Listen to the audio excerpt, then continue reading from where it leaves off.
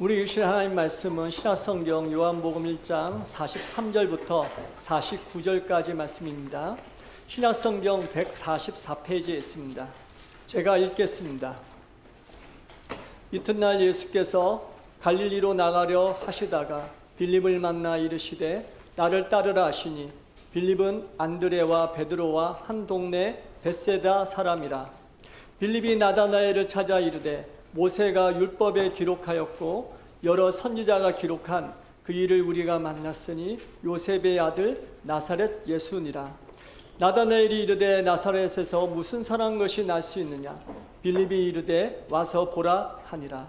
예수께서 나다나엘이 자기에게 오는 것을 보시고 그를 가리켜 이르시되 보라, 이는 참으로 이스라엘 사람이라 그 속에 간사한 것이 없도다.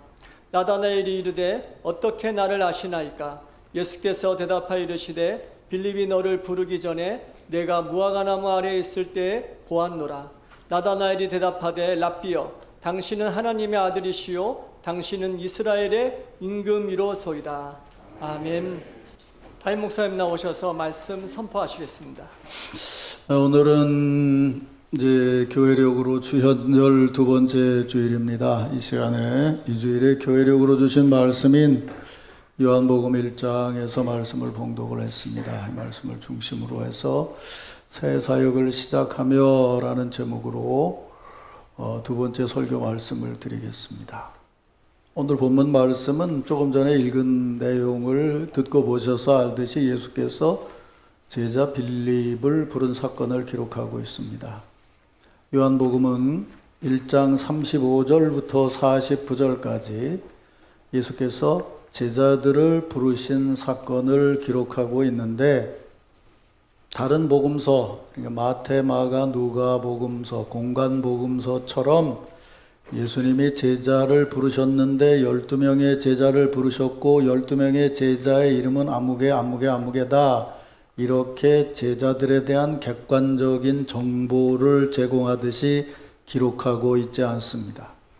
사도 요한은 복음서를 쓸 때 몇 차례 말씀드린 것처럼 이미 공간 복음서에 기록된 예수님의 공생의 사역을 알고 있는 신자들에게 교회요 예수님의 제자로서 예수님의 사역이 어떠한지를 신학적으로 바르게 깨닫게 하고자 복음서를 기록을 했습니다. 그러니까 이런 목적 아래서 본다면 이 대목에 제자를 부르신 사건을 기록한 것은 아무개를 제자로 불렀다는 것을 알게 하려는 것이 아니고, 예수께서 제자들을 부르신 그 사건에 담겨져 있는 의미는 무엇인가, 그것을 깨닫게 하려는 목적으로, 거기다 조금 더 나아간다면 예수님의 제자 삼으심과 예수님의 제자됨에 담긴 의미를 내가 지금 여기서 어떻게 깨닫고 예수님의 제자로서 삶을 살아가야 할 것인가, 그거를 깨달으라고 기록한 것이다, 그런 말씀입니다.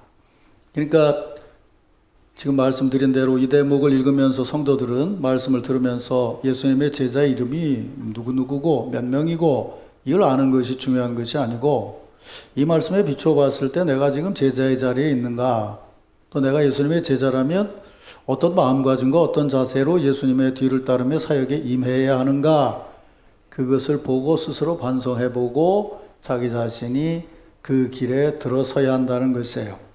새 사역을 시작하는 우리들에게 이 말씀을 주시는 의미는 바로 거기 있는 것이에요. 우리를 예수 그리스도의 바른 제자로서 교회 사역에 임하시기를 원하시는 하나님의 뜻과 은혜가 담겨져 있는 것이에요. 사랑하는 성도 여러분, 새해는 예수 그리스도의 뒤를 따라가는 제자로서 더 아름답게 더 행복하게 주의 사역을 감당하시기를 주의 이름으로 축원합니다. 내가 설교 끝에 말씀드리겠다고 그랬는데 한 번 더 정거장처럼 말씀드리면, 아까 찬양대 찬양을 생각해 보자고요. 하나님이 우리를 언제나 따뜻한 손길로 인도하세요. 그렇죠? 근데 그걸 생각할 땐 그것만 생각을 해? 이쪽 잘라서 제자로 따라간다고 그러면 제자로 따라가는 거는 또 다르게 생각을 해? 아니야, 이게 하나예요. 하나님이 우리를 따뜻하게 인도하신다는 것을 체험하면서 그분의 제자로서 언제 어디서나 그렇게 살아가는 거예요. 아까 찬양대 찬양에 아주 강조되면서 나온 게 있어요. 두려움 없이 실패 없이 그래요. 졸다가 들으면요, 아, 예수 잘 믿으면 하나님이 나를 인도하셔서 내가 무슨 일 있어도 두려움 없고 무슨 일 있어도 실패 없을 거다라고 착각할 수 있는데 그 다음 가사가 뭐였냐면 주의 사랑 나의 사랑이에요. 그분의 인도하심을 따라 살았더니 그분의 사랑을 받음에 두려움이 없고 그분의 사랑을 받음에 실패가 없고 그분의 사랑, 그분을 사랑하는 데 두려움이 없고 이제 조금 눈치가 있어서 찬양대에서 아멘이 좀 나오잖아.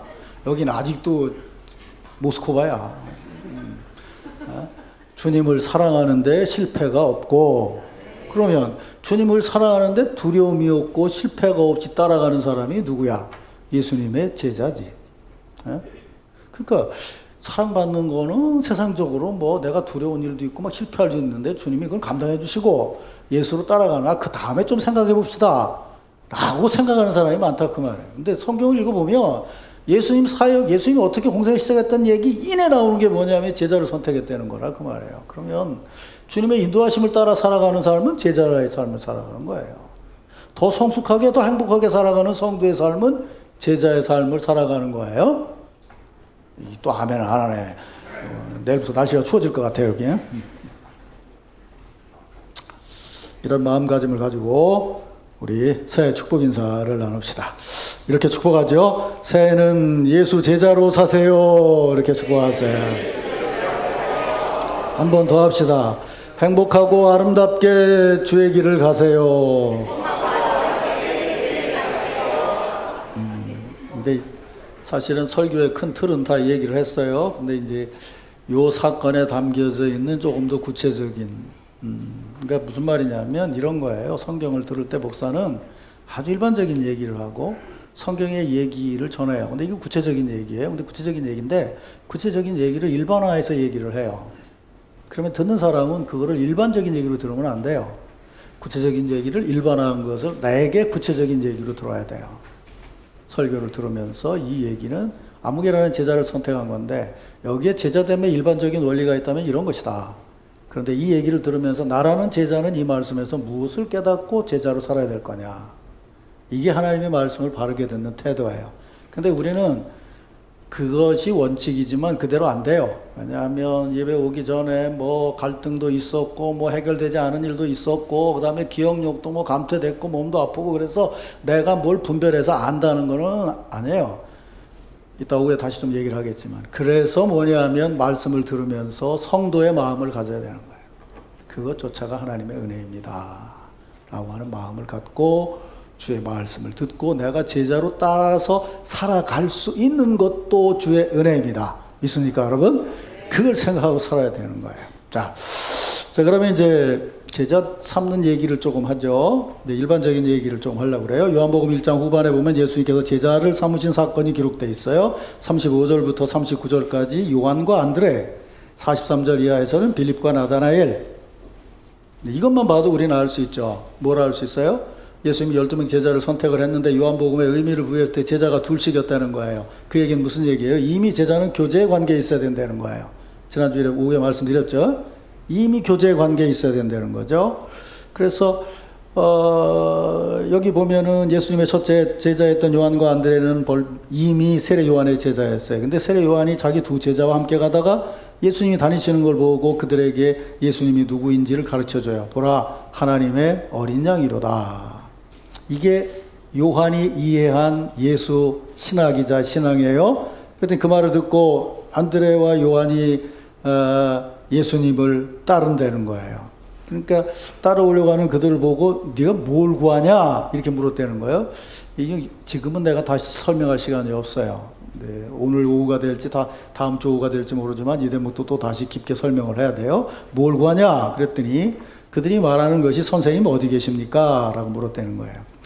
여기 담겨져 있는 것도 잠깐 지나가듯 얘기를 하면 예수님이 그들을 보고 물었어요. 뭘 구하냐? 평범한 사람처럼 생각했어요. 뭔가 지가 얻을 걸 구하려고 네가 왔느냐? 그랬더니 그래도 요한의 제자이기 때문에 하나님의 어린 양이라는 하나님의 사명을 가진 실체인 인격이라는 말을 듣고 뭐라고 얘기하냐면 당신이 어디 계십니까? 라고 물었다는 거예요. 내가 원하는 게 어디 있습니까가 아니고 당신이 어디 계십니까? 라고 물었다는 거예요. 이거는 그들이 이미 세례 요한의 제자가 됐을 때 살던 곳을 떠나서 광야로 갔다는 것이 어디 계신가를 찾아가는 훈련이 되어 있었다는 얘기도 될 수 있겠죠. 더 얘기하면 설교가 길어지니까 거기까지만 얘기를 할게요. 그래서 물었어요. 그랬더니 예수님께서 뭐라고 말씀하시냐면 와서 보라 라고 얘기를 했어요. 그랬더니 그들이 예수님 가신 데 가서 보고 그날부터 예수님의 제자가 됐다고 그랬어요. 그 다음에 43절부터 보면은 빌립과 안드레를 제자 삼는 사건이 나오는데 예수님이 갈릴리로 가시다가 빌립을 만나서 이렇게 말해요. 나를 따르라. 그랬더니 빌립이 그 말을 듣고 예수님 따르는 제자가 됐고 또 빌립이 나다나엘을 전도할 때는 와서 봐라. 이렇게 또 얘기를 해요. 그러니까 4명의 두 팀의 제자를 선택하는데 이거를 일반화시켜 보면 예수님하고 대화 속에서 예수님의 제자됨의 시작으로 하신 말씀이 딱 2가지라는 거예요. 하나는 뭐냐면 와서 보라. 또 하나는 뭐예요? 나를 따르라. 그래서 이게 이제 기독교 2000년 역사에 이 주제, 이 제목의 책이 엄청 많아요. 예를 들면 뭐 보네포 같은 사람도 나를 따르라. 또 뭐 책 주제가 그래요. 이 사람을 보라. 나를 따르라. 이게 기독교 제자됨의 역사를 얘기하는데 아주 중요한 테마고 책 제목들이에요. 그러니까 제자됨이라고 하는 건 이 두 테마 안에서 이루어진다는 거예요. 와서 봐라. 나를 따르라. 에크홈에 팔로우미.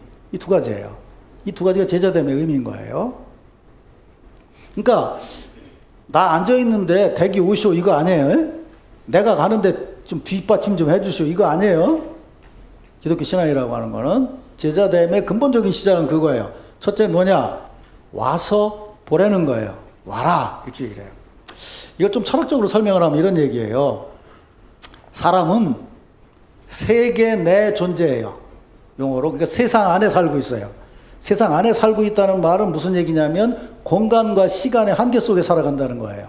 공간과 시간 안에서 상상하고 생각하고 말하고 행동하고 살아갈 수 있게 돼 있어요. 그렇기 때문에 한계가 있다는 거죠. 그런데 성경은 뭐라고 얘기하냐면 지난주에 말씀드린 것처럼 아담과 하와 타락 이후에 시간도 타락했고 장소도 타락했다고 보는 거예요. 그러니까 세계 내 존재는 근본적으로 여기 내버려 두면 그건 멸망할 수밖에 없는 존재예요. 여기 살아가고 있으면. 그래서 여기 있지 말고 오라는 거예요. 나오라는 거예요, 의미상. 이거를 구약 성경에서는 여러분 아시는 대로 또다시 설명하겠지만 출애굽적으로 얘기하면 이게 수평적인 사고예요. 오는 게 어디로 와? 애굽에서 가나안 땅으로 가는 거예요. 근데 우리는 어떻게 생각을 해요? 여기서 천국을 간다고 생각을 하죠. 수평적인 사고가 수직적인 사고로 바뀌어진 거죠. 예수님을 만난다는 건 그거예요. 그러니까 근본적으로 제자됨이라고 하는 것은 여기 살아가고 있지만 마음과 생각과 의지에서의 사고방식이 뭐냐면 여기가 아닌 다른 곳에 나와 있다는 생각이 있어야 된다는 거예요. 그게 교회 공동체죠. 부름을 받은 하나님의 백성이니까. 여기 살고 있지만 다른 데 살고 있다는 거죠. 그래서 이 시간과 자리에 한계되어 있는 이곳이 아니고 영원한 시간이신 예수께 나오고 영원한 자리인 천국에 사는 것이 성도의 삶의 시작이고 그런 마음가짐을 가지고 여기 살아가는 것이 제자의 삶이라는 거예요. 이 시대는 너무도 모든 것을 동원을 해서 우리가 이 땅을 살아가는데 유용하게 사용하는 모든 감각을 이용을 해서 자꾸만 어떻게 얘기하려고 하냐면 여기서 머물고 여기서 즐기고 이 시간에서 즐기고 살아라 라고 우리를 유혹하고 있어요. 근데 철학적으로 보면 지금 이 시간은 살 수 있는 시간도 아니고 살아온 시간도 아니에요. 그게 우리 인간의 한계예요. 조금만 생각을 해보면 왜 와야 되는지를 알게 돼요. 그리고 무엇을 봐야 되는지를 알게 된다고요. 나와서 예수님을 보라는 거죠. 그분이 메시아임을 보라는 거죠. 무엇을 어떻게 봤는지는 모르지만 우리가 생각을 해보면 어쨌든 분명한 것은 이 2 사람이 힌트를 얻은 거예요. 내가 늘 볼 수 있는 것, 보다가 늘 변하는 것, 그것과 다른 하나님의 어린 양을 봤다는 거예요. 구약 성경의 어린 양의 의미는 뭘까요? 죽으면서 살리는 거죠. 제물이 됐잖아요. 그래서 죄사함을 받고 하나님의 백성으로 다시 1년을 속죄일에 제물을 가져가서 제사를 지내고 제사장에게 자기 죄를 얘기하면 거기 맞는 합당한 제물을 드리고 난 다음에 1년은 자기 지은 죄 문제를 해결함을 받고 1년은 살아갈 수 있는 거예요. 그게 구약의 전통이에요, 말하자면. 그걸 이제 이스라엘 백성과 더불어 새로운 메시아적으로 이해를 했는데, 어쨌든 분명한 것은 이 사람들이 메시아를 봤다는 거예요. 와서 보라고 그랬더니 보게 되었다는 거예요. 잘 생각하세요. 내가 찾아가서 내가 이런 거는 메시아일 거다라고 생각을 하고 이리저리 찾아다가 여기 요게 내 마음에 드는 분이구나 라고 해서 예수를 만났다는 얘기가 아니에요. 와라 봐라, 그래서 봤더니 보이더라는 거예요. 믿습니까 여러분? 그래서 기독교 신학은 계신 거예요. 내가 찾아서 보는 게 아니에요. 착각하지 마세요. 내가 찾아서 있는 것 중에 진리를 찾는다 그러면 그거는 문학적으로 말하면 모더니즘인 거예요. 진리가 하나가 아니고 여러 개 있는 중에서 진리를 하나 찾을 수 있다 그러면 그게 모더니즘이에요. 포스트 모더니즘은 다 뒤져봤더니 진리는 없다는 거예요. 요즘 신자들 중에 모더니즘적인 신앙을 가진 사람들이 너무도 많아요. 내가 생각해보니까 여긴 진리가 있고 여긴 진리가 없다고 자기가 판단해요. 내가 뭐 그렇게 대단하게 믿을 수 있는 사람인데. 착각하고 있는 거예요. 하나님의 은혜 안에서 보여주심을 보는 거예요. 믿습니까 여러분? 그 보여주심이 뭐예요? 성령의 감동인 거예요. 그래서 하나님 은혜밖에 살 수 없는 거예요, 인간은. 그래서 그걸 분별하게 되면 어떻게 해요? 끌고 가는 게 아니고 따라가야죠. 누구를? 예수님을. 내가 생각했던 안식을 넘어선 안식, 내가 생각했던 평안을 넘어선 평안, 내가 생각했던 정의를 넘어선 정의, 내가 생각했던 사랑을 넘어선 사랑이 그분께 있어요. 그래서 이 땅에서 최선을 다해서 따라 살아가는 거예요. 아무리 따라 살아가도 그분이 새로운 하나님 나라로 우리를 영접하시기 전까지는 우리는 늘 한계를 겪으면서 살아갈 수밖에 없어요. 그래서 얘기하잖아요. 우리의 신앙생활은 과정이라는 거예요. 나는 이쯤 했으면 내 신앙생활 다 했다. 이건 없어요. 죽을 때까지 주님의 나라를 향해서 걸어가는 것이 제자됨이라는 거예요. 사랑하는 성도 여러분, 새 사역을 시작하면서 지금 이 음성을 다시 한번 들으시기를 주의 이름으로 축원합니다. 있는 자리에 머물러서 들으려고 하지 말고 나오세요. 그리고 보세요. 내가 찾지 말고 보여주시는 걸 보라고요. 그리고 뭐예요? 그분을 따르라고요. 믿고 따르라고요. 아까 찬양대 찬양에 은혜 받았잖아요. 언제나 우리에게 사랑을 베푸시는 분, 언제나 두려움 없이 우리를 인도하시는 분, 우리를 이 땅에 살면서 사람답게 살게 하시는 그분, 그분의 제자로 따라 살아가는 삶이 우리의 삶에 가장 은혜롭고 아름다운 것이에요. 이런 은혜와 축복이 새해 여러분들에게 함께하기를 주의 이름으로 축원합니다. 지금 내 머리를 건드리면 막 온갖 게 다 나와요. 너무 막 강의를 많이 준비를 해가지고. 그런데 그래서 좀 정리해가지고 해야 돼. 자, 그러면 이제 이해는 하셨죠?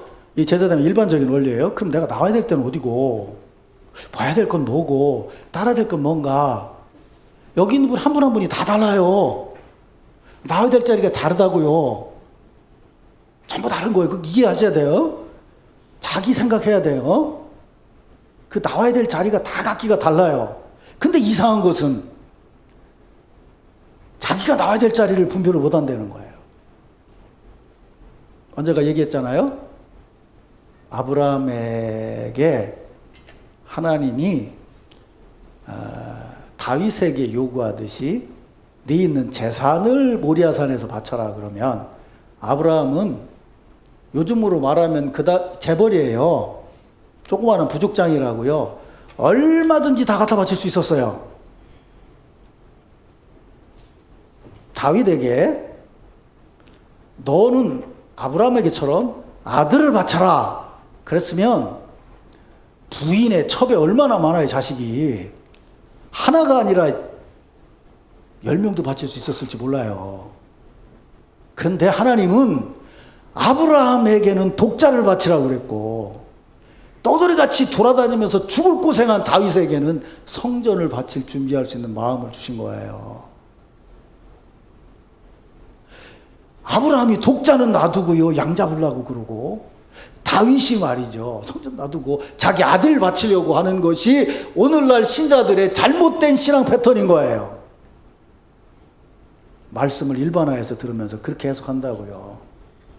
내가 정말 바칠 수 없는 것을 바쳐야 되고 정말 나올 수 없는 자리에서 나와야 됨을 믿으시길 바랍니다. 그게 그리스도의 은혜인 거예요. 감정일 수도 있고 자존심일 수도 있고 재산일 수도 있고 비교의식일 수도 있고 열등감일 수도 있어요. 교회 공동체, 하나님의 공동체와 사랑을 위해서 그걸 바칠 수 있어야 된다는 거예요. 혼자 안 돼요. 그래서 아까 말한 것처럼 둘씩 제자 얘기가 나오는 거예요. 이제 그 대목을 얘기를 하죠. 나다나엘의 제자됨을 보자고요. 예수님께 나와서 예수님을 쫓게 된 빌립이 나다나엘에게 가서 전합니다. 근데 나다나엘이 전하는 빌립이 얘기하는 걸 듣고 나다나엘 그 얘기가 이렇게 해죠. 아까 말씀드린 것처럼 빌립이 나다나엘에게 와서 보라 이렇게 예수님의 말씀을 전했어요. 그래서 이제 제자가 되는데 그때 와서 보라고 얘기를 하면서 빌립이 나다나엘에게 뭐라고 얘기하냐면 이렇게 말해요. 모세와 선지자가 예언한 예수를 만났다. 그러면서 요셉의 아들 나사렛 예수를 만났다라고 얘기를 해요. 근데 이게 이제 문제가 된 거예요. 즉시 나다나엘의 반문이 뭐냐면 나사렛에서 무슨 선한 것이 날 수 있느냐 이렇게 말했다는 거예요.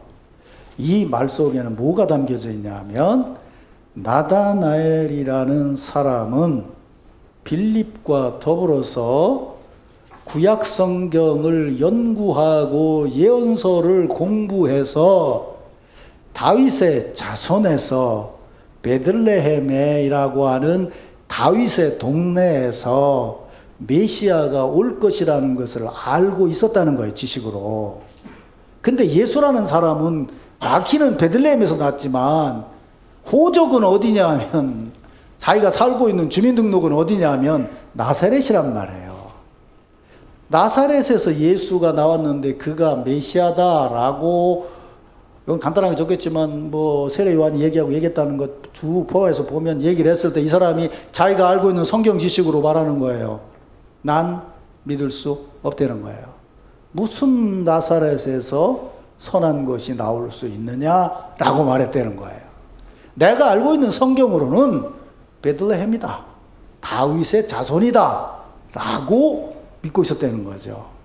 그런데 그런 성경적인 지식을 가지고 이렇게 주장한 사람이 가서 보자고 그랬더니 따라왔다는 거예요. 이거 놀랍지 않아요? 잘 생각해 보세요.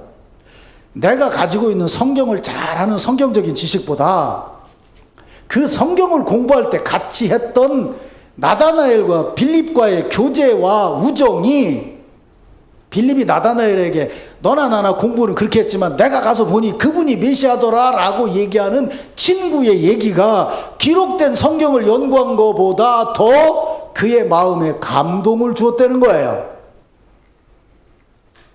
어째 아멘을 하는데? 이게 무슨 얘기예요, 이게?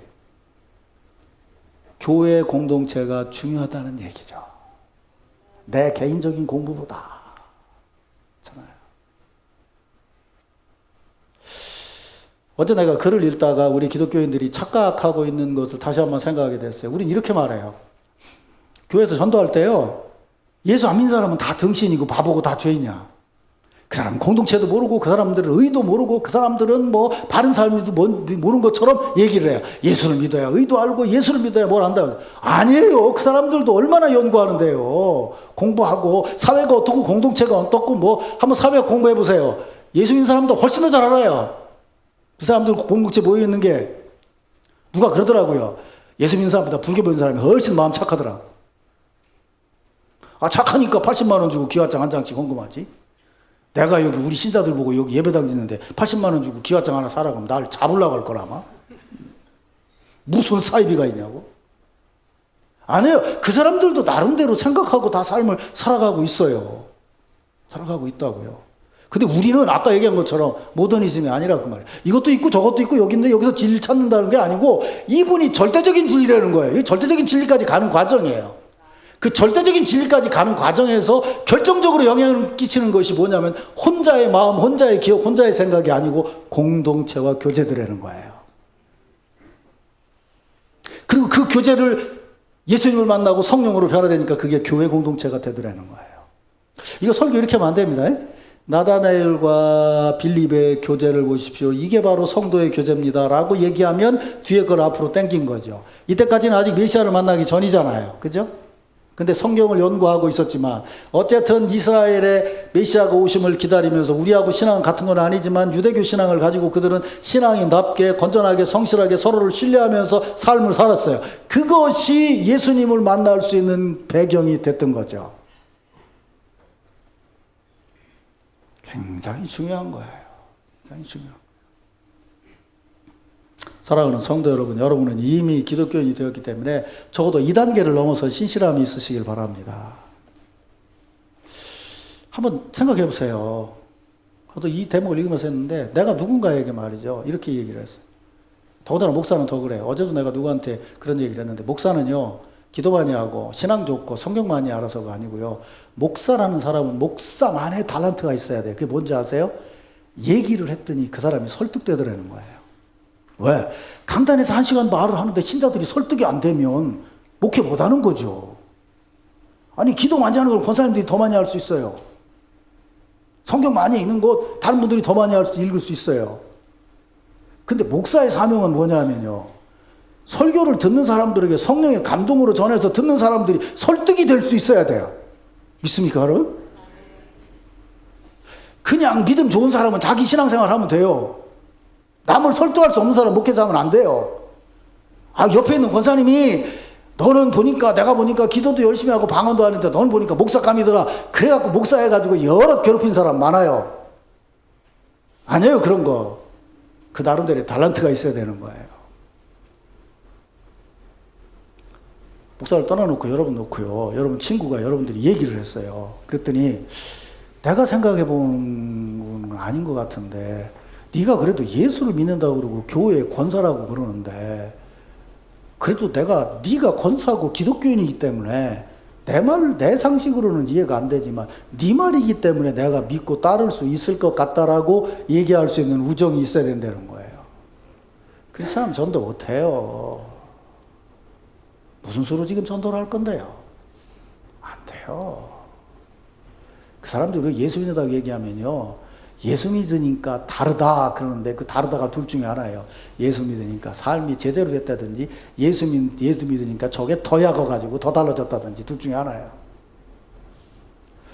공연히 예수 믿는다고 얘기하면서 삶이나 태도나 말은 전혀 그것하고 상관없는 얘기. 지난주 오후에 말씀드린 것처럼 세상 따로 있고 교회 따로 있고 내가 중간에서 교회도 판단하고 세상도 판단할 수 있는 자기가 무슨 절대적인 권한을 가지고 있는 사람처럼 그런 식으로 말하면서 신앙생활 하려고 하지 마세요.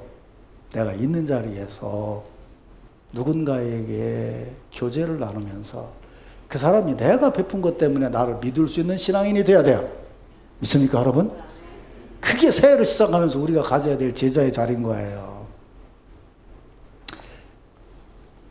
시간이 많이 갔기 때문에 뒤로 넘어가죠. 그랬더니 예수님께서 나다나엘이 오는 걸 보고 이렇게 말하죠. 보라! 이는 참 이스라엘 사람이로다. 이 간사함이 없다. 선생님 나를 어떻게 아십니까? 그랬더니 내가 무화과나무 아래에 있는 걸 봤다. 무화과나무 아래에 있는 거라는 얘기 무슨 얘기냐면요. 이스라엘 백성들이요. 나라가 망한 다음에 포로에서 돌아온 다음에 무화과는 이스라엘을 상징하거든요. 정원에다 무화과를 심어놓고 그 아래에서 나라가 회복되기를 위해서 기도하고 있었어요. 그래서 무화과나무라는 건 나라를 의미하기도 하고 가정을 의미하기도 하고 이스라엘의 회복을 의미하기도 하는 거예요. 다른 사람들이 다 돈 벌고 난리치고 살고 있는데 너는 내가 보니까 그 아래서 기도하는 신실한 사람이더라. 거짓대로 살지 않더라. 그랬어요.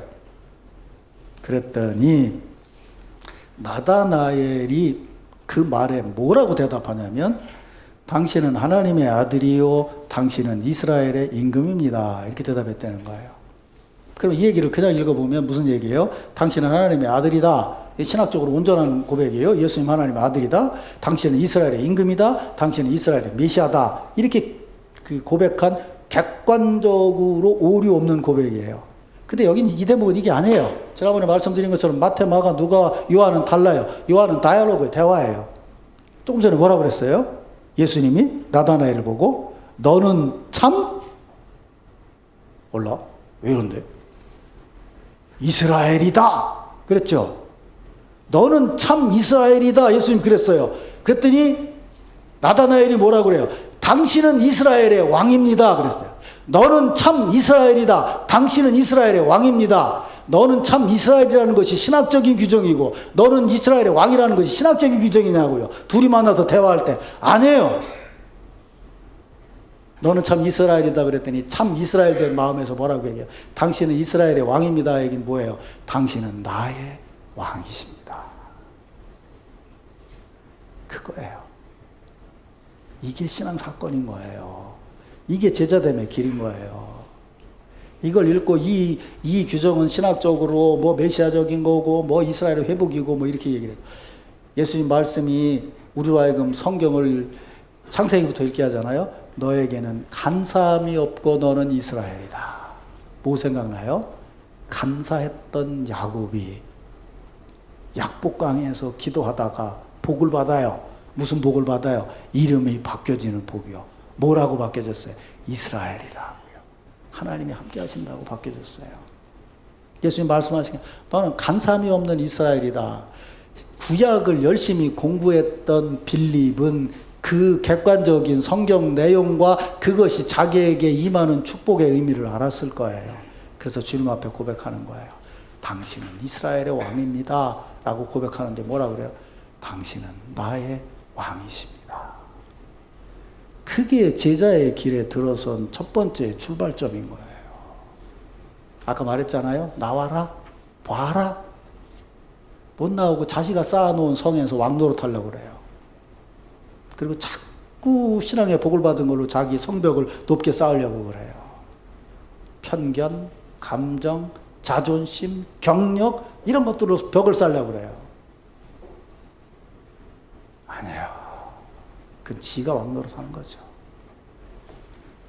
신앙에는 삶을 살아가는 과정에 그분이 우리 모두의 왕이시고 주인이심을 인정하는 거예요. 근데 그 말 속에는 뭐냐면 누가 뭐라고 그래도 언제 어느 자리에 있어도 당신은 나의 주인이십니다. 당신은 나의 왕이십니다. 당신의 뜻대로 따라 살아가겠습니다. 여러분 새 삶을 시작하면서 여러분들은 신앙 공부도 많이 했고 교회 일도 많이 했고 다른 사람들과 뭐 여러 가지 일도 했고 선교도 했고 전도도 했어요. 그 현장에서 지금 여러분들이 봐야 되는 건 바로 이거예요. 나는 지금까지 참 이스라엘로 살아왔다라는 주님의 칭찬을 들으면서 아름답고 행복하게 신앙생활을 하세요. 그런데 그때 우리가 고백해야 될 것은 뭐냐면 당신이 나의 왕이시기 때문에 내가 아름답습니다. 당신이 나의 왕이시기 때문에 내가 행복합니다.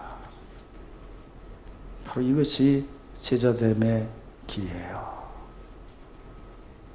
사랑하는 성도 여러분, 새 사역을 시작하면서 이런 아름다운 신앙 고백과 교제가 이어지시기를 주의 이름으로 축원합니다. 어떤 자리 어느 시간에도 그분을 나의 왕으로 모시고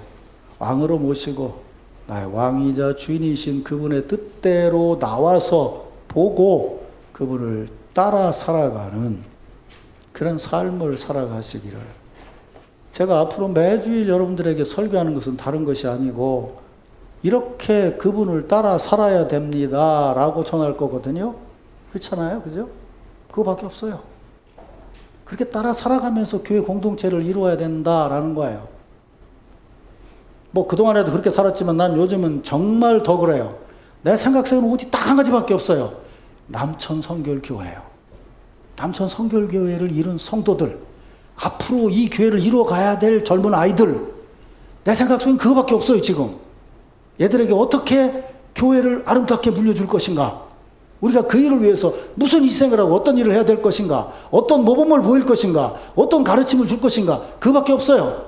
제 머릿속에는 오로지 남아있는 게 그거예요. 지금 생각은 그 생각만 하고 있어요.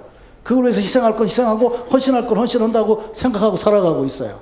오직 우리 성도들, 오직 우리 교회 공동체, 그밖에 없어요. 왕이신 하나님이 인도하시는 공동체가 되도록 말해요. 사랑하는 성도 여러분, 새 그런 마음가짐을 가지고 사시기를 주의 이름으로 축원합니다. 기도 대신 제가 노래 하나 할게요. 왕이신 나의 하나님, 내가 주를 높이고 영원히 주의 이름을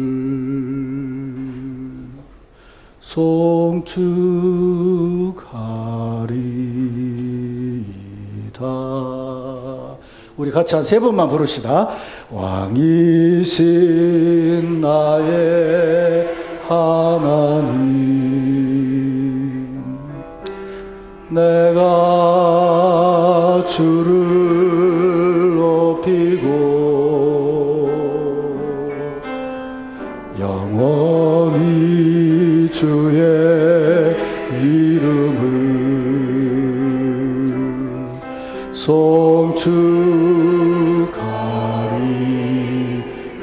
송축하리이다. 왕이신 나의 하나님, 왕이신 나의 하나님, 내가 주를 높이고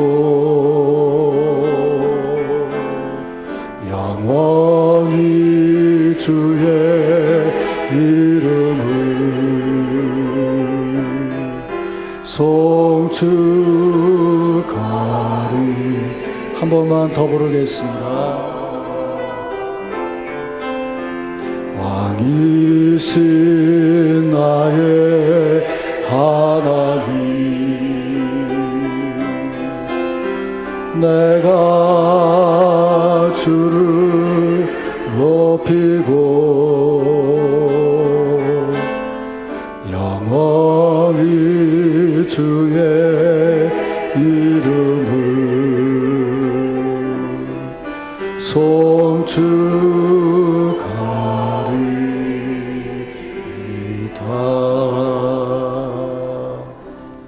이 찬송이 곡조가 붙은 여러분의 기도가 되어서 올 한 해 이런 은혜로 살아가시기를 주의 이름으로 축원합니다.